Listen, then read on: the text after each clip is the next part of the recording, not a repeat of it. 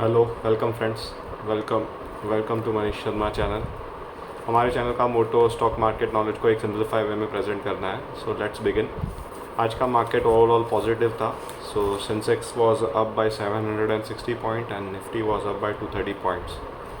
And FII की आज buying आई 1086 करोड़ की, whereas DII have sold around 820 crore equity. So let's begin with the key update. आज news आई है कि government have plan 24/7 electricity to come in power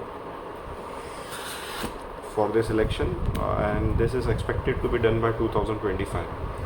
so currently कहते हैं 426 गीगावाट की एनर्जी है and 20.8 current account ATN losses है discom को and around 78,000 crore dues are pending to DISCOM as per Prapti portal news.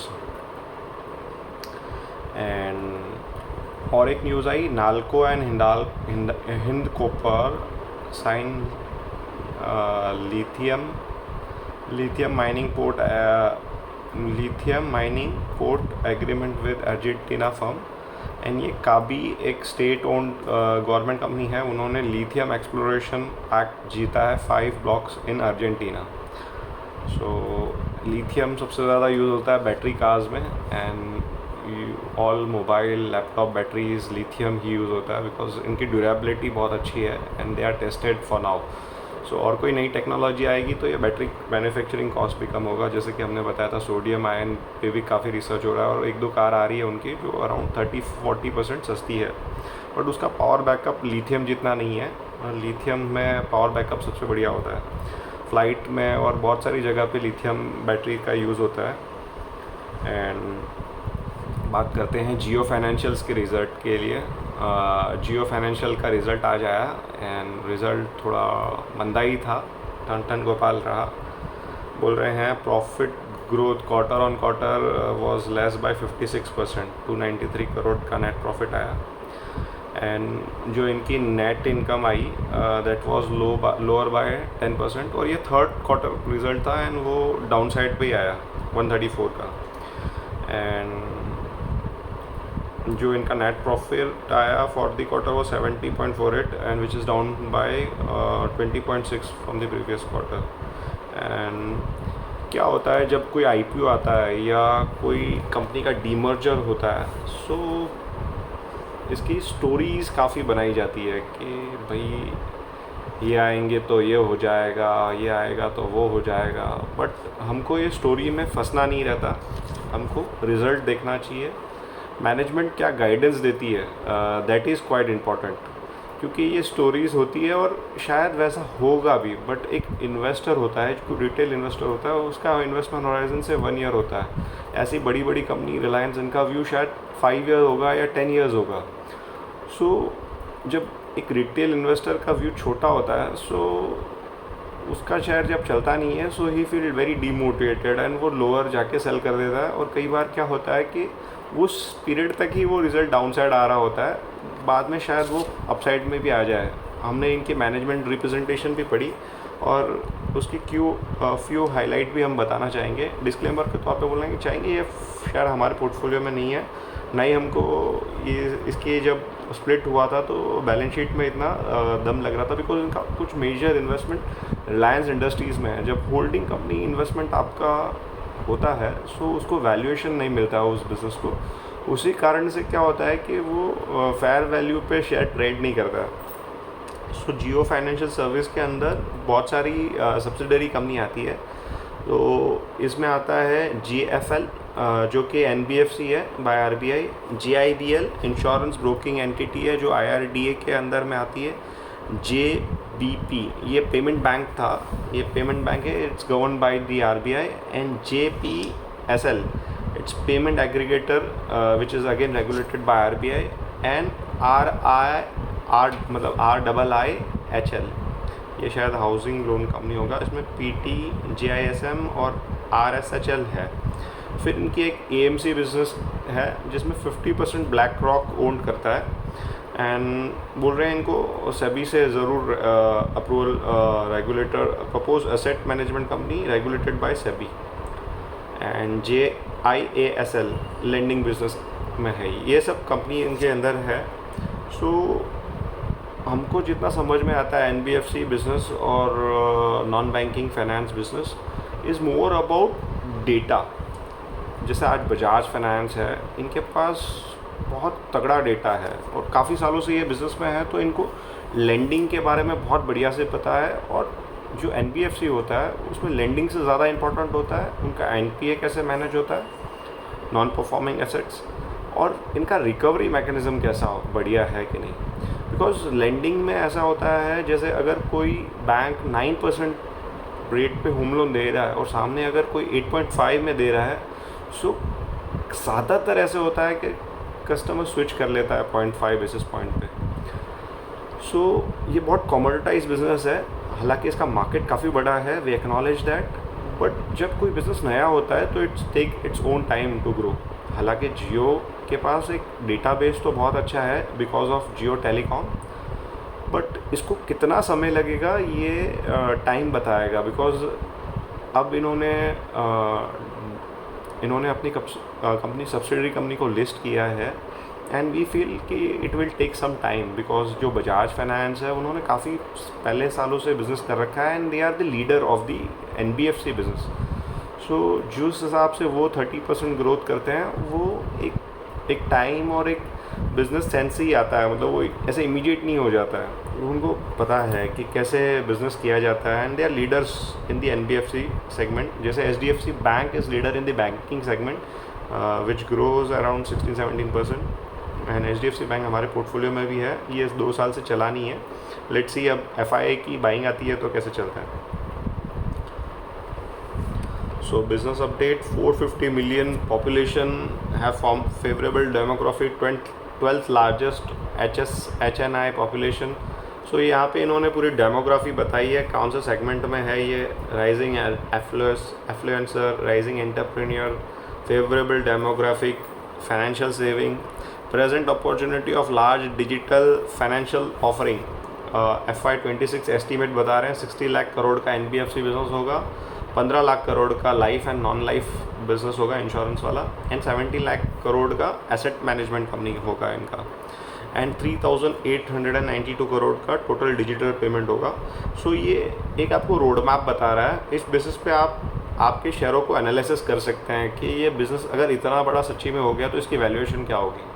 इसको आप सम कर दीजिए तो आपको पता चलेगा इसका इस वैल्यूएशन पे जो आज प्रेजेंट में कोई कंपनी है वो क्या वैल्यू, क्या पी पे ट्रेड करती है।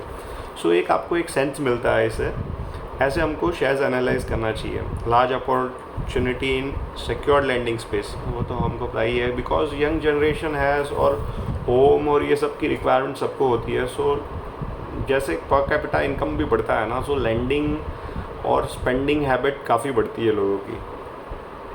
इंक्रीजिंग फोकस्ड ऑन प्रोडक्ट, एक डैश है डिवाइस एज अ सर्विस, जैसे for consumer to create new market, low risk due to asset ownership. इसमें एयर फाइबर जो इनका एक नया डिवाइस आया है वो है, फ़ोन है, लैपटॉप है, जो कि एक रिमोट डिवाइस जैसा आता है and you can carry and it will work like Jio जो डिवाइस आती थी पहले, बट इनकी स्पीड अच्छी है बोलते हैं, हमने यूज़ नहीं किया।